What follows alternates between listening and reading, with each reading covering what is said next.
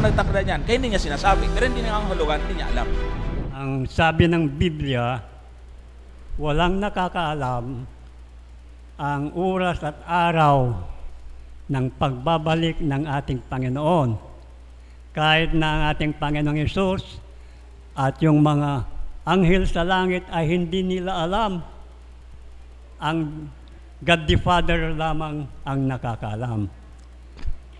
Ngayon, malapit nang bumalik ang ating Panginoong Hesus. Malapit na, malapit na, malapit na. Ibig bang sabihin, hanggang ngayon, hindi pa alam ni Jesus ang araw at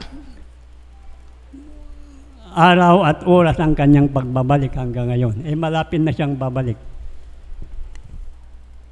Okay. Ang talata ay mababasa natin sa 24:36 ng Mateo. Ngunit tungkol sa araw at oras na iyon, walang makakaalam, kahit ang mga anghel sa langit, kahit ang anak, kundi ang Ama lamang. So, ang tanong ni tatay, hanggang ngayon ba, di pa rin alam ng anak? Mga kapatid, ang salita po ito, naitanong po ito sa amin nung nagpo-program kami ni Pastor Durante. Si Pastor Durante ay isang professor ng AUP, retired na po siya. Pero magaling po siya sa Bible at the same time yung biblical languages. Pag tinignan po ninyo yung Greek word po nito ng salitang walang nakakaalam, ang Greek po niya ay oida.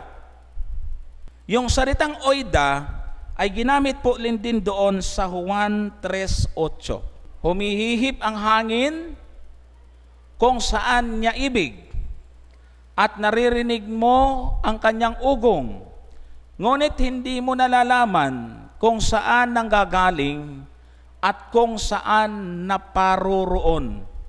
Gayon ang bawat ipinanganak ng Espiritu Santo. Pansinin po ninyo, humihihip ang hangin kung saan niya ibig at naririnig mo ang kanyang ugong, ngunit hindi mo nalalaman. Yung salitang hindi mo nalalaman sa Greek po ay oida. Hindi mo nararaman kung saan nanggaling. Ano po? Pareho din yung word na walang nakakaalam doon sa talatang 36 ng 24 ng Mateo. So pareho siyang oida. Kung atin pong babasahin yung English po nitong John 3 verse 8, ang English po niyan sa King James Version, the wind bloweth where it listeth, and thou hearest the sound thereof, but canst not tell whence it cometh. So, yung word na hindi nalalaman o hindi mo nalalaman, ang English niya ay, but canst not tell whence it cometh. Na kung tatagalogin natin yung English nito, ngunit hindi niya sinasabi. Sa madaling salita, yung word na oida, kung babalikan natin yung 24 ng Mateo, ay parang ganito ang nakasulat.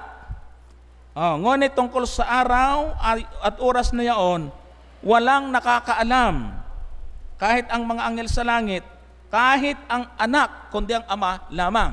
So, yung English niya ay, but canst not tell when it's cometh. Ibig sabihin, parang sinasabi po dito na hindi sinasabi, walang makapagsasabi kung kailan siya darating. Kahit ang anak, hindi siya magsasabi. Pero hindi nangangahulugan, hindi niya alam.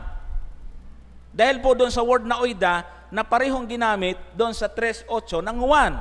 Hindi sinasabi ng hangin kung saan siya papunta. Ibig sabihin, dahil sa word na yon, hindi rin sinasabi ni Kristo kung kailan siya darating.